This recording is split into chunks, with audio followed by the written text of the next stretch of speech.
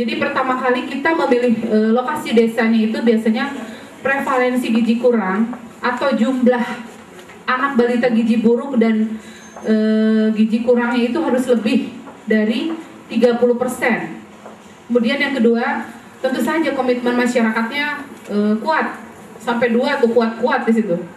Kemudian sumber daya manusianya di puskesmas itu sangat responsif. Yang kita sebut sumber daya di sini adalah mungkin petugas. Petugas kesehatan itu macam-macam. Ada dokter, ada apalagi Bu, bidan, ada petugas di situ yang biasanya mereka langsung secara teknis membantu masyarakat sampai ke tingkat posyandu. Ini sudah biasa membicarakan manfaat posgizi, rencananya kegiatannya seperti apa, lokasi di mana, waktunya kapan, kemudian penentuan sasarannya siapa aja, protokol posgizi, kontribusi itu untuk apa, dan pembagian tugas ibu balita itu seperti ini teorinya.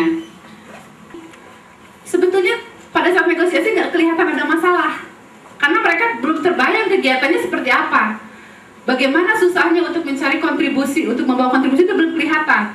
Tapi setelah satu sesi kegiatan itu baru kelihatan muncul masalah. Di Jawa Barat jadwal buka posgizi memang dilaksanakan selama 12 hari berturut-turut. Kita evaluasi di posyandu bulan berikutnya.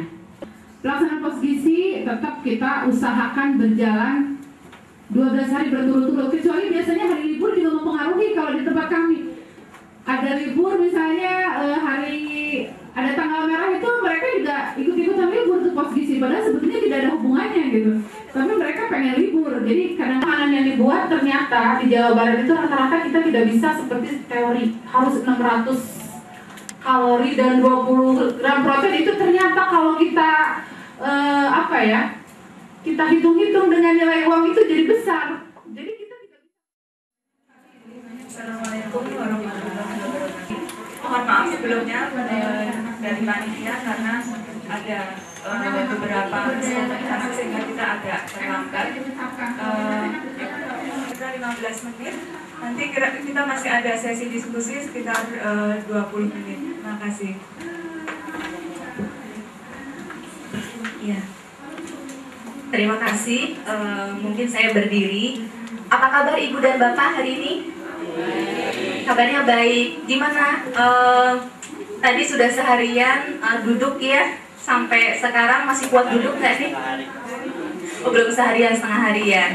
Oke. Injak bumi berputar mencari teman. Pegang pasangannya. Baik, kalau yang dia katanya kalau nggak muring susah. Oke, ya sudah, itu sedikit intermezzo saja. Silakan kembali duduk lagi. Ya, tadi sudah dijelaskan waktu saya nggak lama, cuma sekitar 15 menit, dan saya akan mencoba juga bekerja sama dengan pemerintah, kemudian juga bekerja sama dengan NGO lokal, dan bekerja sama juga dengan WFB. Nah, tujuan training di sini itu adalah peningkatan kapasitas dari internasional NGO itu sendiri, kemudian dari lokal NGO, staf kesehatan, kader dalam melakukan implementasi positive deviance. Kegiatan refreshing kader itu biasanya kita lakukan setelah 2 atau 3 kali putaran. Waktunya adalah 1 hari. Nah, metode pelatihan di sini yang kita lakukan yang pertama adalah brainstorming. Kemudian yang kedua itu adalah ada praktek lapangan, kemudian ada diskusi, ada juga role play, bermain peran, kemudian ada kuis, dan juga ada kompetisi. Hasil presentasi dari kami, dari Mersikops tentang alur training yang selama ini kami lakukan. Kemudian yang keduanya bahwa kita memang harus bisa melihat, menunjukkan hal-hal positif dari ini, walaupun belum bisa menunjukkan efektivitas. Kebetulan saya belum bisa menjawab efektivitas tadi yang seperti Bu Maria katakan. Kita belum bisa menghitung juga berapa sih anak gizi buruk yang harus diatasi di proses, karena memang kita betul masih pada rehabilitasi. Itu jadi PR saya Bu Maria yang untuk advokasi adalah belum bisa juga Jawa Barat menghitung, karena saya juga belum bisa meyakinkan teman-teman bahwa kadang-kadang kita berseberangan dengan kebijakan yang ada. Seperti MPASI gitu ya, itu kan kadang bingung gitu jadinya. Kita ajarkan di bawah, coba kontribusi. Maksudnya, kenapa sih mesti kontribusi? Orang ini aja gratis, itu satu tantangan tersendiri buat pengembangan ini. Kami di Serang selama ini masih NGO ya. Kita tahu juga rencana di perubahan pertama kita ajukan, saya bulan ini insya Allah dapat PD coba. Tapi kita merasa khawatir. Kenapa? Karena kita SDM di Kabupaten ini cukup sedikit. Nah itu SDM cukup sedikit kan kita ingin melangkah lebih maju itu perlu bantuan gitu ya. Yang kita ingat bantuan seperti apa kira-kira yang bisa diberikan oleh kami dari jejaring atau dari mana gitu ya untuk melangkah lebih maju. Kemudian juga barangkali ada pendekatan dari ibu dari provinsi bisa ke pusat untuk bisa belajar dari ibu untuk provinsi Banten, karena selama ini juga kita nggak tahu yang didapatkan dari pusat itu ibu alokasi dana seperti apa bisa mendapatkan PD tersebut. Saya mencoba belajar langsung dari Pak Jerry untuk bisa menjadi fasilitator. Belajar juga dari Bu Miranda bagaimana menjadi fasilitator PD. Waktu itu kita tidak punya modul, pegangannya adalah hanya pengalaman-pengalaman kita. Nah kemudian berikutnya kami bersama-sama dengan Bu Miranda juga dengan teman-teman pada saat PD dan Bu satu saat teman-teman sudah ada yang punya pegangan modul. Dan disitulah barangkali muncul bahwa kita semua harus mengembangkan SDM berdasarkan satu panduan, itu modul yang sama, paling tidak dari konsep sampai dengan implementasi kita punya acuan yang standar. Because many caregivers fail to recognize malnutrition as a serious problem, and they have little motivation to attend OTC just because of nutritional issues. And social learning, and social learning for children is so important. And stigma. The other advantage of this would be that this would expand the awareness of the wider community. If all women and children could successfully guided, then the knowledge would percolate throughout the community, and social support could be built on a basis.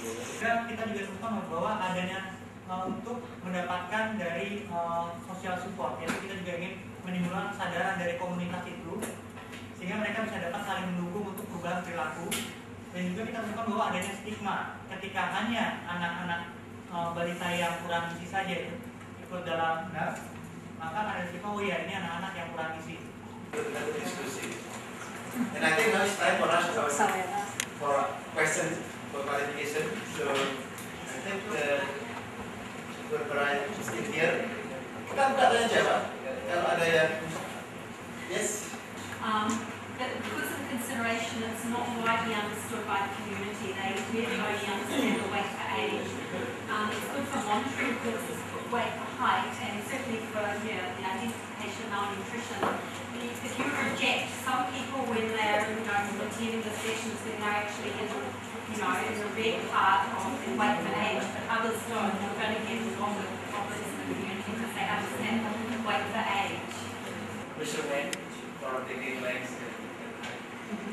Jadi ada lagi Prof mengenai cukup nggak evaluasi itu Prof? Mungkin saya dalam bahasa tadi Pak. Kalau dikasih lihat tadi Pak ya. Nah, dan tadi juga dari pengalaman ini menjelaskan bahwa perilaku PD itu tidak bisa dipertahankan kalau tidak ada dukungan dari masyarakat. Ya. Nah, ini untuk komunitas kita kan penting sekali, apalagi masyarakat kita itu kan paternalistik. Ya kan? Jadi kalau lingkungannya, modelnya ya terutama juga dari tokoh panutannya ya itu juga sulit. Ini barangkali bisa menjelaskannya. Dan tadi Bu Barbara menyatakan creating conducive environment for change ya untuk individu dia bisa berhasil, tapi pada waktu lingkungan nggak berhasil. Nah di situ justru kalau dilihat dulu kan riwayat dulu kan kita menggunakan istilah pendidikan kesehatan ya, karena perubahannya hanya merubah pada individu saja.